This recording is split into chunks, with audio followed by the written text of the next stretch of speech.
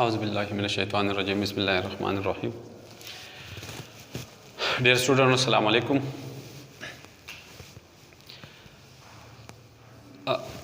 Chapter number 3 है और topic हमारा है रेजोनेंस। वैसे resonance chapter number 3 part 1 FSC part 1 chemistry and also chapter number second year में भी है। Second year chapter number I think this is chapter number 18-19 organic में है ये, ठीक है। वहाँ जाके थोड़ा सा तफसील से हम पढ़ेंगे, यहाँ पर थोड़ा सा हम ब्रीफली पढ़ेंगे, लेकिन रेजोनेंस का यहाँ पर क्या ज़रूरत पेश आया इसको भी करेंगे। थोड़ा सा ब्रीफली हमने इसको डिस्कस करना है, आपने इसे पहचानना है रेजोनेंस क्या होता है। वहाँ पर नेक्स्ट जो मैं लेक्चर करूँगा सेकंड ईयर के लिहाज से, तो मैं वहाँ पर बड़ा तफसील के साथ मैं करूँगा, ठीक है, resonance.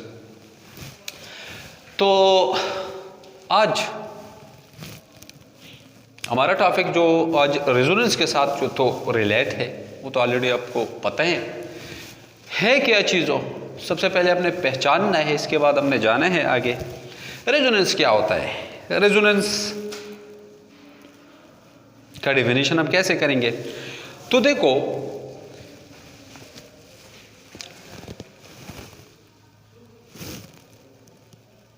It may be define as, इसकी डिफिनीशन यूं की जा सकती है, the representation of a molecule in more than one electronic structures is called resonance. कोई मॉलिक्यूल आपने लिया और आपने उस मॉलिक्यूल को एक स्ट्रक्चर के लिए और मुख्तलिफ स्ट्रक्चर से आप लिख सकते हैं, जाहिर कर सकते हैं, तो इसको हम कहते हैं रेजोनेंस। इसको हम क्या कहते हैं? इसको रेजोनेंस कहा जाता है।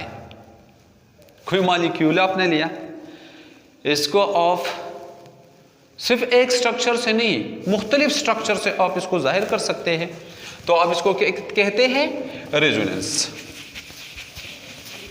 आसान है, मुश्किल नहीं है।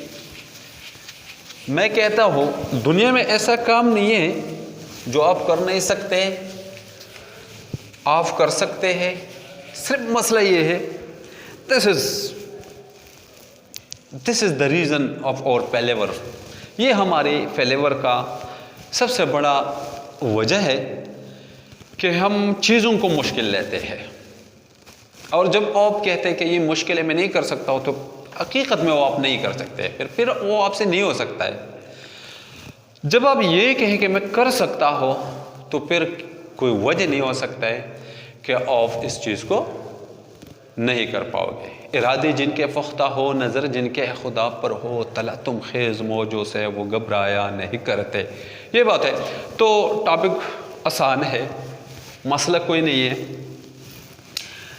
थोड़ा सा आप देखें, मैं कहता मैंने इसी चीज़ को अगेन से मैं ले लेता हूँ, ठीक है।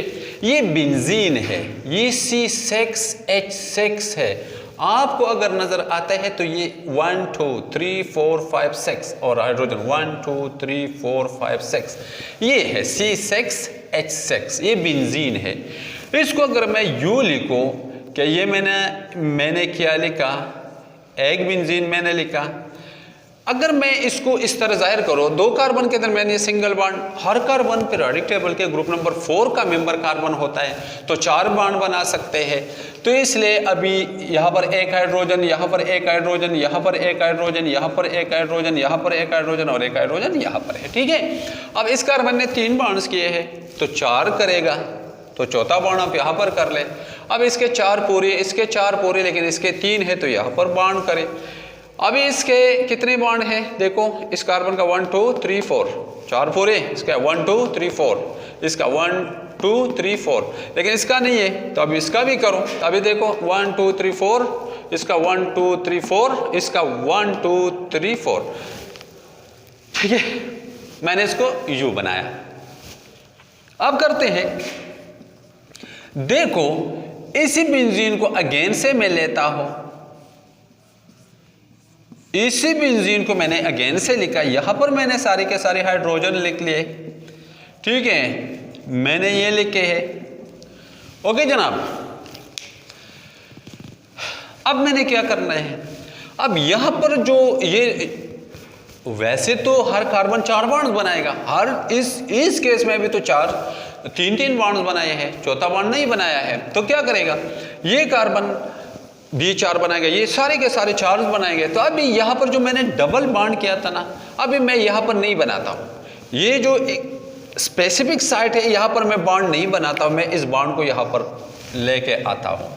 अब और ये वाला बॉन्ड जो है ये यहाँ पर जो मैंने बनाया था ना, यहाँ पर बनना चाहिए था ना, लेकिन यहाँ पर अभी नहीं बना, तो मैं यहाँ पर बनाता हूँ, ठीक है। अभी ये वाला जो बॉन्ड है ना, ये डबल बॉन्ड जो है मैं यहाँ पर नहीं बनाता हूँ, स्पेसिफिकली यहाँ पर मैं नहीं बनाता हूँ, बल्कि मैं यहाँ पर बनाता हूँ। तो मैंने यहाँ पर अभी बना लिया, ठीक है। अब देखो क्या ये देखो 1 2 3 4 5 6, ओके, ये देखो 1 2 3 4 5 6, ये भी C6H6 है, ये भी C6H6 है। तो आप लोगों का क्या ख्याल है कि एक ही मॉलिक्यूल है लेकिन मैंने मुख्तलिफ इलेक्ट्रॉनिक स्ट्रक्चर्स में जाहिर किया। इस फिनोमेना को क्या कहता है, इस फिनोमेना को कहता है रेजोनेंस। इस फिनोमेना को क्या कहता है, रेजोनेंस कहता है। इस फिनोमेना को क्या कहता है, इस फिनोमेना को कहता है रेजोनेंस, ठीक है। जरा एक और एग्जाम्पल कर लेते हैं, आपको और आसान हो जाएगा। ये है हमारे पास O3 ओजोन, जो यहां से यहां पर नहीं, स्ट्रेटोस्फीयर में मौजूद होता है, यहां पर भी होता है, लेकिन यहां पर ये आलूदगी के तौर पर मौजूद होता है, पोल्यूशन कॉज करता है, यहां पर नहीं होना चाहिए, वरना हमें मसला पैदा कर देगा। ओजोन है, ठीक है। तो O3 है जनाब, ये 3 ऑक्सीजन के दरमियान क्या है, 3 ऑक्सीजन से मिलके एक O3 बना होता है। तो मैं क्या करूं, मैं दोबारा से इसको थोड़ा सा बनाऊं, ठीक है, मैं इसको अगेन से बना देता हूं, आप इसको देखो, यहां पर मैं बनाऊं, ठीक है, ये तो आपको नजर आता है, वैसे मुझे मिटाना पड़ेगा। मैं सोच रहा हूं कि कहां पर करो, वैसे वो जगह तुम्हें नजर नहीं आता है, तो इसलिए इसको मिटाना पड़ेगा। मैं क्या करूं, मैं तो सोच रहा था कि मैं इसको ना मिटा के आपको एक और कैच करूंगा, इसके साथ कंपेयर कर तो आपको क्लियर हो जाएगा, लेकिन अभी मिटाना पड़ेगा। चलो ना ही मिटा देते हैं, नीचे कर दे, नीचे वाला ये भी मैंने नहीं किया है, नहीं पढ़ाया है, तो चलो इस ये वाला ख़त्म कर दो, ठीक है। यहाँ पर ये वाला जो है अब इसको ख़त्म कर दो। तो देखो अब हमारे पास है ओजोन, ये मैंने लिया एक ऑक्सीजन, 3 ऑक्सीजन से एक ओजोन मिलके बना होता है, 3 ऑक्सीजन है, ठीक है। मैंने क्या किया है, हर ऑक्सीजन पीरियड टेबल के ग्रुप नंबर 6 में है, तो ऑक्सीजन के वैलेंस शेल में कितने इलेक्ट्रॉन होते हैं, 6 इलेक्ट्रॉन होते हैं। कितने होते हैं, 6 होते हैं। हर ऑक्सीजन के वैलेंस में कितने होते हैं, 6 होते हैं। यहाँ पर ये आपस में डबल बॉन्ड करेगा, क्या कौन सा बॉन्ड करेगा, डबल बॉन्ड करेगा। अब इसका देखो 1 2 3 4 5 6 7 8, इसके तो ऑक्टेट रूल कंप्लीट है। इसका देखो 1 2 3 4 5 6 7 8, इसका भी काम हो गया। लेकिन ये वाला अभी ये O2, आप सोचेंगे कि सर आप O2 क्यों नहीं लिखते थे, ओके ये स्टेबल चीज है, लेकिन ये ऑक्सीजन एटम इनके साथ तो है, शामिल है। अब ये ऑक्सीजन से कहते हैं खुदा के बंदो, तुम दोनों ने तो बॉन्ड किया हुआ है, आप लोग तो बड़े मजे के जिंदगी बसर कर रहे हो, लेकिन मैं क्या करूं, मैं तो भी आप लोगों का एक साथी हूं ना, मुझे क्यों छोड़ते हो आप। सर्दी के मौसम में अपने कमरा बन के आप अंदर है और मैं बाहर बैठा हुआ हो, मेरा तो सर्दी से मेरा क्या, इसको क्या कहते हैं, सत्यानाश हो गया, ठीक है, मैं तो सुकड़ के मर रहा हूं, तो इसलिए मुझे भी शामिल कर दो। तो ये कहता है यार मैंने तो जितने बॉन्ड में कर सकता था वो तो मैंने किए हैं, ये भी कहता है। फिर कहता है आ जाओ कोई बात नहीं, इसके साथ कोऑर्डिनेट कर देते हैं। कर दिया। अभी कोऑर्डिनेट अगर आप लोगों को पता है तो एक इलेक्ट्रॉनिक जोड़ा एक एटम देता है और दूसरा इसे कबूल कर लेता है। यानी वो इलेक्ट्रॉनिक जोड़ा जो शराकती जोड़ा होता है वो एक ही एटम का होता है, दूसरे एटम का नहीं होता है। और कोवेलेंट में तो एक इलेक्ट्रॉन का शराकत होता है। तो ऐसा है, ठीक है। अब इसका कितना है, इसका 1 2 3 4 5 6 7 8, इसका भी कंप्लीट। 1 2 3 4 5 6 7 8, इसका भी कंप्लीट। इसका 1 2 3 4 5 6 7 8, इसका भी कंप्लीट। इसको आप यूं भी लिख सकते हैं, अगेन से आप 3 ऑक्सीजन एटम्स बनाए, ठीक है। अभी क्या करो, अभी वो वाले करो जो ऑफ ने पहले ऑफ कर चुके, ये वाला बॉन्ड करो और इसके साथ ये जो सेक्स इलेक्ट्रॉन है ये अभी कोऑर्डिनेट करेगा। क्या इसको मैं यूं नहीं लिख सकता हूं, यूं भी लिख सकते हैं हम। तो जनाब ये अभी O3 है ना, ओके, U2 नहीं है, मैंने मिसाल दिया था। ये एक ही मॉलिक्यूल है, इस शक्ल में भी लिख सकते हैं आप, इसको इस शक्ल में भी लिख सकते हैं। मस्ट रिमेंबर, कभी नहीं बोलना है, ओजोन के अगर प्रैक्टिकली मैं ओजोन ले लो तो उनके कुछ प्रॉपर्टीज इस शक्ल में आप देख सकते हैं और कुछ प्रॉपर्टीज इस शक्ल में आप देख सकते हैं, लेकिन सारी के सारी प्रॉपर्टीज इसी शक्ल में मौजूद नहीं है, इसी पाम में मौजूद नहीं है, और ना के सारी प्रॉपर्टीज इसी पाम में मौजूद है। समझ में आया कि नहीं आया? मैं कहता हूं कुछ प्रॉपर्टीज इस शक्ल में मौजूद है, कुछ प्रॉपर्टीज इस शक्ल में मौजूद है। अगर इसको मैं देखो तो कुछ प्रॉपर्टीज इस शक्ल में मौजूद है और कुछ प्रॉपर्टीज इस शक्ल में मौजूद है। तो दोनों शक्लें जो है, दोनों पाम्स जो है वो एग्जैक्ट प्रॉपर्टीज नहीं बताएगा। तो हमने क्या करना है, कुछ प्रॉपर्टीज इनके और कुछ प्रॉपर्टीज इनके लेने हैं। इनके कंबाइंड प्रॉपर्टीज हम कंबाइन करके जो रियल स्ट्रक्चर होगा, जिसे रिजोनेटिंग हाइब्रिड स्ट्रक्चर होगा, वो कुछ इस तरह होगा। याद रखो, बहुत इंपॉर्टेंट है। न तो इस शक्ल के सारी प्रॉपर्टीज ये बेंजीन है, ओके। बेंजीन के सारी प्रॉपर्टीज ये शक्ल एक्सप्लेन नहीं कर सकते हैं और ना ही ये एक्सप्लेन कर सकते हैं। अब सारी के सारी प्रॉपर्टीज जो होते हैं वो ये शक्ल एक्सप्लेन कर देते हैं या ये वाले एक्सप्लेन कर देते हैं। हमने क्या किया, ये जो बॉन्ड था हमने इसको हाफ बॉन्ड से जाहिर किया। हाफ बॉन्ड यहां पर मौजूद है, हाफ इलेक्ट्रॉन, आप ये 2 पाई इलेक्ट्रॉन है, ये 2 पाई इलेक्ट्रॉन है। ये पाई इलेक्ट्रॉन जो है मैंने अभी क्या किया, हाफ यहां पर मैंने लिखे और हाफ यहां पर, तो ये मैंने ऐसा बनाया, डॉटेड लाइन से पूरा बॉन्ड बनाया। अभी ये वाले जो हाफ इलेक्ट्रॉन थे ये हाफ मैंने यहां पर बनाए हैं और हाफ यहां पर बनाए हैं, ओके जी। और ये वाला हाफ यहां पर बनाया, हाफ यहां पर बनाया। तो फिर मैंने क्या किया कि सारे इलेक्ट्रॉन जो है अंदर गुल मिलकर, ये जो 6 इलेक्ट्रॉन है पाई, ये अंदर गुल मिलकर इस रिंग में मौजूद है। अभी पता नहीं चलता है कि पाई इलेक्ट्रॉन कहां पर मौजूद है। समझने की कोशिश करो। एक एमसीक्यूज आएगा कि बेंजीन में जो पाई इलेक्ट्रॉन का पोजीशन है वो नोन है, अननोन है, तो अननोन है। कुछ इस तरह के एमसीक्यू, पता नहीं चलता ये पाई इलेक्ट्रॉन कहां पर मौजूद है, लेकिन वैसे आप जाहिर इस तरह कर सकते हैं, लेकिन ये जरूरी नहीं कि ये यहां पर है। समझ में? पाई इलेक्ट्रॉन का पोजीशन मालूम नहीं है। ये जो स्ट्रक्चर है, this is called resonating structures. This is and this one. These are resonating structures. Okay? Resonating structure. These are also known as canonical form. ये canonical form है. These are also known as Kekule structure. But जो real structure है, ozone का real structure कुछ इस तरह होगा। ये जो पाई इलेक्ट्रॉन है, ये वाला जो इलेक्ट्रॉन है, ये पाई बॉन्ड जो है, ये हाफ इस साइड पर है और हाफ इस साइड पर है। तो मैं कुछ इस तरह इसको बना सकता हूं। ओजोन में, बेंजीन में कुछ इस तरह बन सकता है, ठीक है। तो ये जो स्ट्रक्चर आपको नजर आता है, ये रियल रिजोनेटिंग हाइब्रिड स्ट्रक्चर इसको कहते हैं। This is the resonating hybrid structure.